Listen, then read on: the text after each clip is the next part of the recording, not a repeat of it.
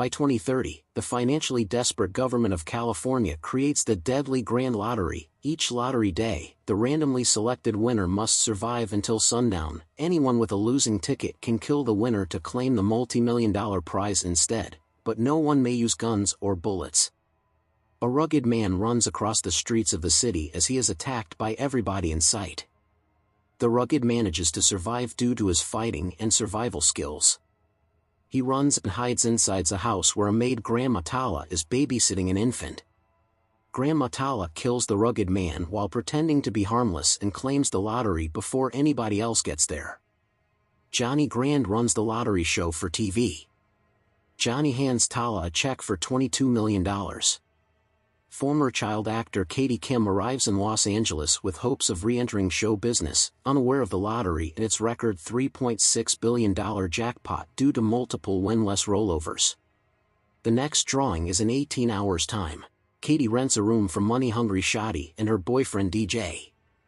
Katie realizes that the apartment upstairs is leaking sewage, and this ruins all of her clothes. As a result, she has to pay Shadi $40 to rent her clothes as she has an audition. Shadi's clothes are really gaudy. The Uber driver tells Katie that she was in construction earlier and installed the panic room in MGK's house. Katie attends a disappointing audition, which itself costs $400, and inadvertently enters and wins the lottery. Katie is attacked on sight by everyone around her, including people from her audition, a karate class and a yoga class in the same building. Katie realizes that she has just won $3.6 billion in the lottery. Katie is soon found by Noel Cassidy, a freelance lottery protection agent who offers his services in exchange for 10% of her winnings. Fighting off dozens of Katie's murderous fans using non-lethal means, Noel and Katie escape in his car, and he explains that a drone tracking Katie will post her location every 14 minutes, but she can officially quit the lottery by reaching the grapevine on the outskirts of the city. Unwilling to trust Noel, as she knows that Noel gets nothing if she quits and believes that Noel is not going to let her get to the grapevine, Katie realizes that even the police want to kill her and flees on foot. A sympathetic security guard lets her hide inside a wax museum, but a phone call from Shadi leads her and DJ to Katie's location. Shadi and DJ attack Katie inside the museum, but she manages to escape and is rescued by Noel. The duo is pursued by Shadi, DJ, and a sightseeing bus full of tourists. They drive to MGK's mansion and commandeer his panic room, shooting him with tranquilizer darts, and Noel assures Katie of his commitment to helping her. Noel says that he is a nice person at heart. Shadi coerces MGK to give up the panic room's passcode, forcing Noel to call in a favor with the Lewis Protection Agency. Before the mob can break in, the LPA short-circuits their phones. The phones start exploding and put the mob members on fire, forcing them to run away. Shadi gets a burn on her face and DJ's hand is injured, and Agent Hyatt drives Katie and Noel to safety. At LPA's high-tech facility, Katie meets Lewis, the head of the agency, who agrees to protect her in exchange for the LPA receiving 30% of the prize money. Katie argues that Noel was protecting her way before the LPA and forces Lewis to assign a 30% commission to Noel out of his cut. Noel reveals that he and Lewis are the sole survivors of a team of mercenaries. But then Noel bailed on a mission knowing that they were killing innocent people and not enemies of the state. After Noel bails, Lewis leads the raid and only he survives.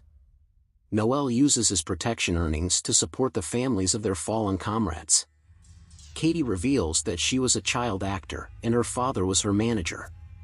When she turned 18, she told her father that she would take care of her own money, and the next morning he vanished with all her money. Then her mother got sick, and Katie had to quit acting to take care of her.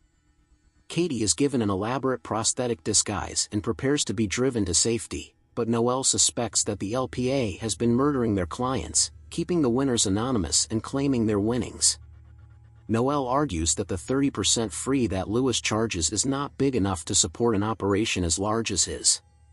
The suspicions are confirmed when Lewis wants Katie to be separated from Noel when she is being driven away from the facility to a safe house.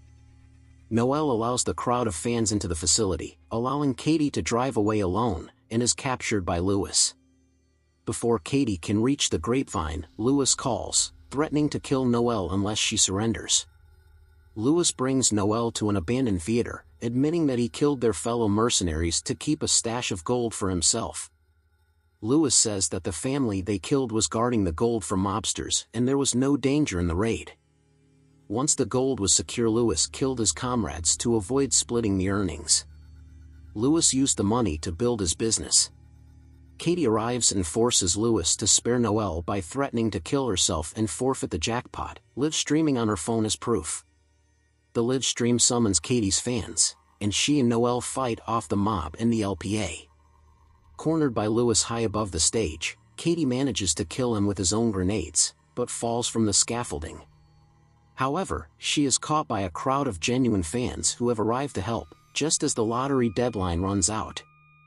She and Noelle celebrate her victory. 6 months later, Katie and Noelle have used her prize money to open a variety of businesses and non-profits, including their own protection agency that guards lottery winners for free. Mid-credits scenes reveal that they have bought a super yacht, acknowledging that money has changed them, while MGK orders an improved panic room and more darts, and the Grand Lottery prepares to expand across the country.